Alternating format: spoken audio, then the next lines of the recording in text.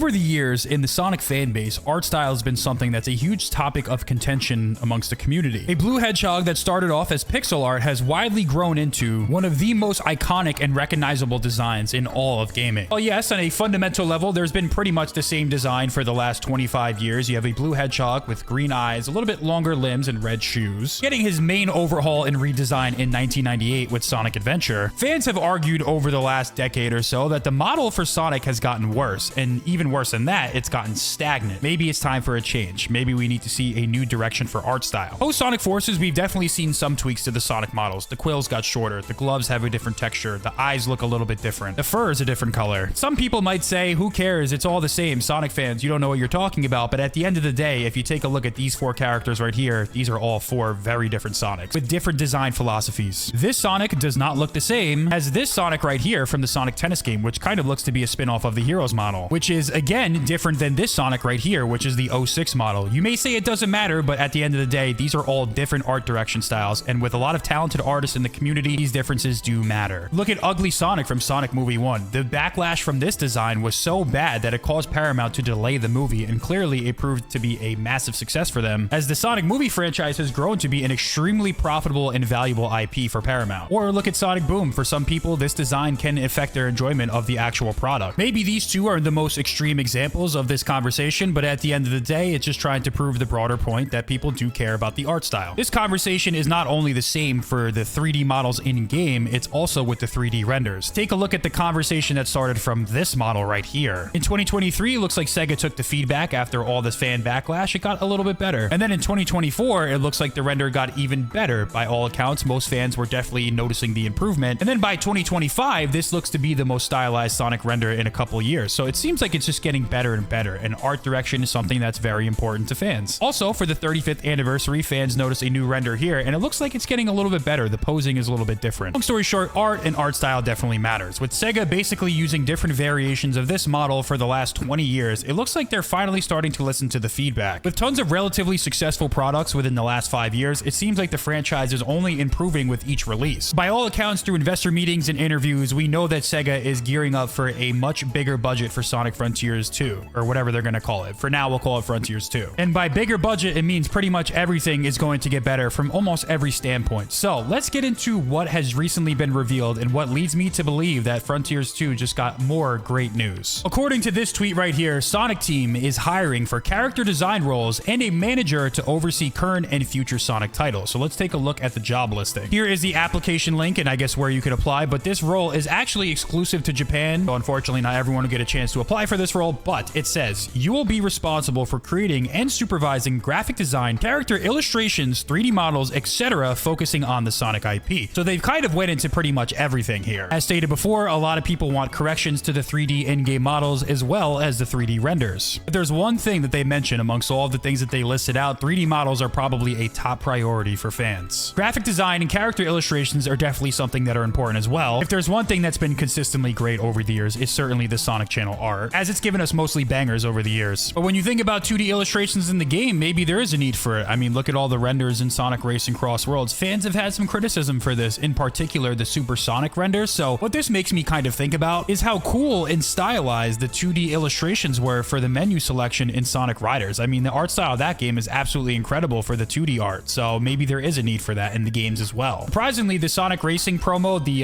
Crosstalk series, has shown pretty good examples of 2D illustrations. So if they can continue to kind of develop this type of art style, which kind of reminds me of Sonic Battle, it would definitely be good. I mean, it's definitely better than some of those 3D models that we've been getting. Well, I'm not really sure if this spills over into the IDW comics, but it's been a concerted effort across the board because the IDW comics artwork has vastly improved from when they first started. So just some things to keep in mind with respect to this conversation. So they also said the recruitment requirements are graphic design, character illustration, creation skills, including tool skills, basic design knowledge, basic knowledge of the Sonic series, which I guess is pretty good. That'll definitely inspire some passion within the artwork. Experience creating 3D character models using DCC tools. If available, welcome business English skills, mechanical design experience, deep knowledge of the Sonic series, of course. Hey, maybe I should apply. So they're looking for a full-time employee. So the most important thing to take away out of all this is that they're looking for someone to model 3D characters. So Sonic fans have certainly been happy about this, and there's a lot of reasons why. I mean, one of the most obvious things is we may be getting improved art direction for the series, which is always welcome. But to me, this is a microcosm of a bigger thing thing at hand. Their flagship mainline title that they released back in 2022 is kind of like the benchmark that people are using for the Sonic products, and that's Sonic Frontiers, obviously. And the biggest criticism about the game is polish. Polish entails a lot of different things, not just like the quality of the game, it's the quality of the animations, it's the quality of the art style, it's the quality of the physics, things of that nature. By all accounts, it looks like we are certainly heading in the right direction. It's been confirmed that SEGA is expanding Sonic Team, so they are hiring, they're increasing the budget, and they're going to take a lot of the fan criticism and feedback into account for future releases. We've even seen examples of this, like the directors of the series, like Morio Kishimoto, directly engaging with fans and kind of taking their feedback and asking them what they would want in the next Sonic Frontiers update when they were giving us the free DLC content. While most of the Sonic Frontiers DLC updates were unanimously liked, like Update 1 and 2, obviously Final Horizons was a little bit divisive amongst the community, but it does show that they are willing to try. They have lofty ambitions. We've all seen the graphics. SEGA says it wants Sonic to surpass Mario, and some people meme on it, but realistically, this is a great goal to have. The best evidence that we have of that was certainly Shadow Generations. This game, in terms of the animation, the quality, the polish, was certainly a massive step up from Sonic Frontiers. Clearly, this is a lot less ambitious of a project, and they had the framework already there. But as far as the critical and fan reception of this game, it got an 8 out of 10 on Metacritic, as well as an 8.9 out of 10 for fans. Like, this is something that a decade ago was just certainly unthinkable for the Sonic franchise. Like I said before, the improved art direction for this series is just a microcosm of what they're trying to do and how ambitious they may be going with the next game. Look at those animation tests that came out recently for Sonic and Shadow Generations with the squash and stretch. We can all agree that the animation for Sonic Frontiers was certainly lacking, but now they're testing new technology which is going to make their games look even more visually appealing. And again, this is just a microcosm of how much better the next game could be if this is what they're doing for art style and animation. The complaint for Sonic games has always been they don't have enough time, they don't have enough budget, they don't have enough staff, and there's always kind of like these obstacles in the way for them creating the best product possible. But it seems like these two things right here are just showing us potentially what we could expect with the quality of the game. It's an overall package and almost every single thing matters. In terms of how much people like the game, Sonic Racing Cross Worlds even surpassed that. I mean, it's a kart racer game, so it's probably a little bit easier than creating a mainline 3D platformer, but 82 Metacritic, 9.1 fan score. They just keep improving with each release after the next. So clearly the evidence is there. Sonic Team is heading in a perfect direction, and the next mainline game is certainly the test of all these great factors coming in together. Sonic Racing Cross Worlds has been out for a couple weeks now, so as time passes on, we won't really know what the next like main console title is for Sonic the Hedgehog. So